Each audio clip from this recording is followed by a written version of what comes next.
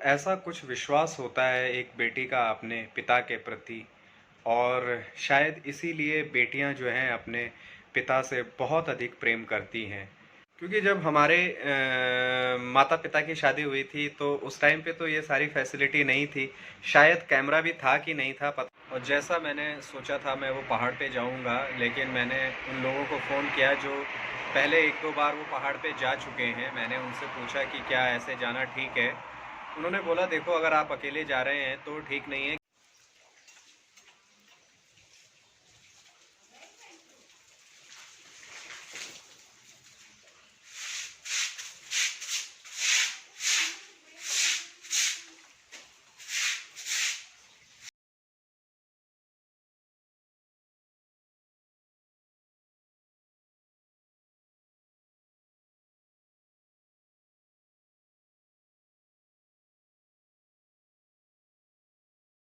Good morning जी दोस्तों, कैसे हैं आप सब।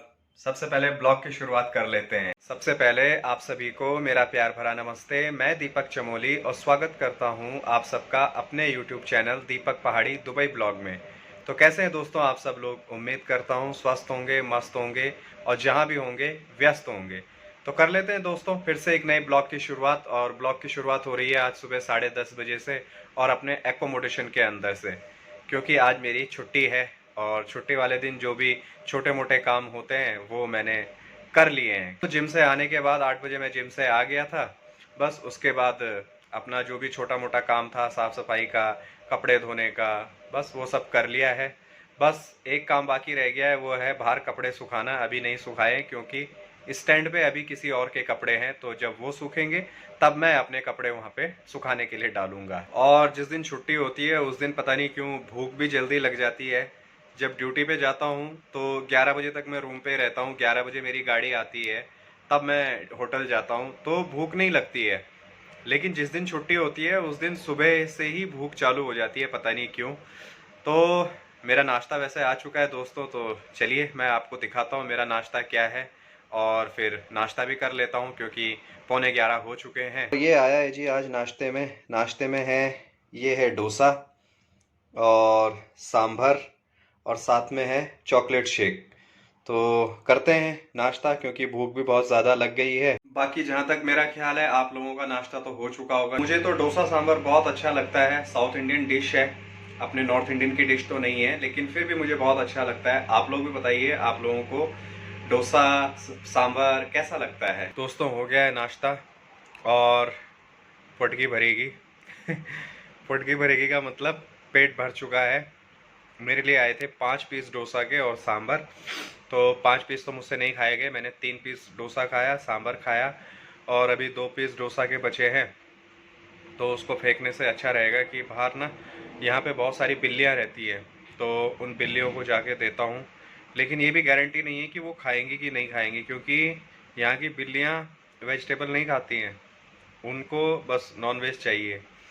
और एक सबसे बड़ी बात यहाँ पे पता है क्या है, हमारे यहाँ कितने सारे कुत्ते होते हैं। गली मोहल्ले में बहुत सारे आपको कुत्ते दिख जाएंगे, रोड पे कुत्ते दिख जाएंगे।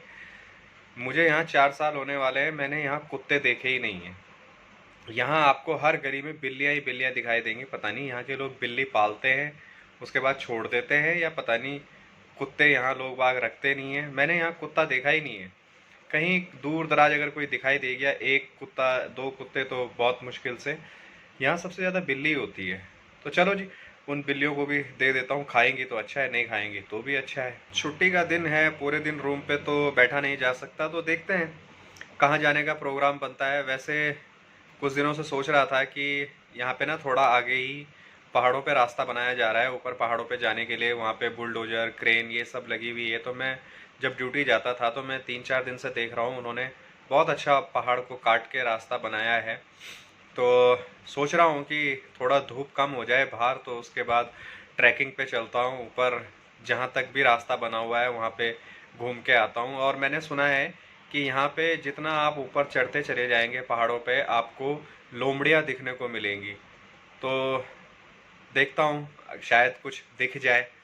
और डर भी ये है कि कहीं ऐसा ना हो कि लोमड़ी अटैक भी करे, क्योंकि अकेला ही हूँ, रूम पे कोई और है भी नहीं और छुट्टी भी नहीं है किसी की। लेकिन फिर भी देखता हूँ, अगर प्लान बना तो जा सकता हूँ और आप लोगों को भी दिखाऊंगा कि कैसे पहाड़ों को काट के इन्होंने रास्ता बनाया है, और अगर कोई लोमड़ी दिख गई तो और भी अच्छी बात है। और एक विचार ये भी मन में आ रहा है कि पिछले साल जब मैं घर गया था तो मेरे छोटे भाई की शादी हुई थी, तो उसकी भी मेरे पास बहुत सारी रिकॉर्डिंग है, मैंने वीडियो बनाई थी। तो एक मन ये भी हो रहा है कि ट्रैकिंग पे ना जाके वो पहाड़ की धूप में ना चढ़ के आप लोगों को वो वीडियो शेयर करूं आप लोगों के साथ, और वो सब आपको दिखाऊं कि हमारे पहाड़ का क्या कल्चर है और क्या क्या हमारे रीति रिवाज होते हैं, और कैसे हमने उस टाइम पे अपने घर में मज़े किए थे।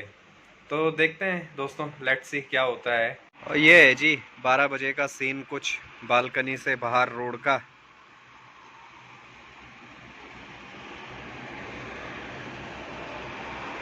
जब मैं यहाँ पे आया था ना, यह सामने कुछ भी नहीं था। ये जो होटल है ये भी हमारे सामने ही बना है, और ये जो सामने एक प्रोजेक्ट और तैयार हो रहा है, इसका पता ही नहीं है कि ये है क्या। अभी तक क्लियर ही नहीं हुआ है कि ये बन क्या रहा है, होटल है या कुछ और है। बाकी वो जो पीछे नीला नीला आप देख रहे हैं वो समंदर है पूरा। और देखिए टेक्नोलॉजी ना कितनी अच्छी चीज़ है कि पिछले साल क्या हुआ था, कब हुआ था, किसी को कहाँ याद रहता है। लेकिन ये टेक्नोलॉजी एक ऐसी चीज़ है कि हम अपनी सारी जितनी भी मेमोरीज़ है वो सब सेव कर सकते हैं और कभी भी उनको देख सकते हैं। क्योंकि जब हमारे माता पिता की शादी हुई थी तो उस टाइम पे तो ये सारी फैसिलिटी नहीं थी। शायद कैमरा भी था कि नहीं था पता नहीं, होगा भी तो इस लायक नहीं थे कि अफोर्ड कर सकें कि चलो किसी फोटोग्राफर को बुक कर लें। लेकिन आज के टाइम में देखिए सुविधा कितनी ज़्यादा हो गई है कि आज हमारी शादी हुई, कल हमारे बच्चे होंगे, तो जब वो बच्चे बड़े होंगे तो अगर हमने वो चीज़ें संभाल के रखी हुई हैं तो हम अपने बच्चों को भी दिखा सकते हैं कि देखिए कैसे शादी हुई थी, कौन कौन आया था, उस टाइम पे क्या क्या बदलाव थे और आज के टाइम में क्या क्या बदलाव हुए हैं। तो कितना कितना फ़ायदा है इन चीज़ों का। मैं ये चीज़ इसलिए बोल रहा हूँ क्योंकि जब मेरे भाई की सगाई हुई थी तो मैं तो वहाँ पे नहीं था, मैं यहीं था। तो उस टाइम पे हमारी ताई जी भी जीवित थी। तो सगाई होने के कुछ टाइम बाद मेरी ताई जी एक्सपायर हो गई। तो जब मैंने वो क्लिप देखी सगाई की, जो भी उस टाइम पे वीडियो रिकॉर्ड हुई थी, तो उसमें मुझे मेरी ताई जी भी दिखाई दी, वो कैसे नाच रही थी, हंस रही थी। जब भी अपनी ताई जी का नाम लेता हूँ या जब भी अपनी ताई जी को याद करता हूँ मैं इमोशनल हो जाता हूँ पता नहीं क्यों। और मैं यहाँ पे आया हूँ, ये जो ब्लैंकेट आप देख रहे हैं ये मैंने सुबह धूप दिखाने के लिए डाला था ताकि धूप लग जाए, क्योंकि बहुत टाइम से इन पे धूप नहीं लगाई थी। और अब यहाँ से धूप भी चली गई है तो इनको उतार के अंदर रख देता हूँ।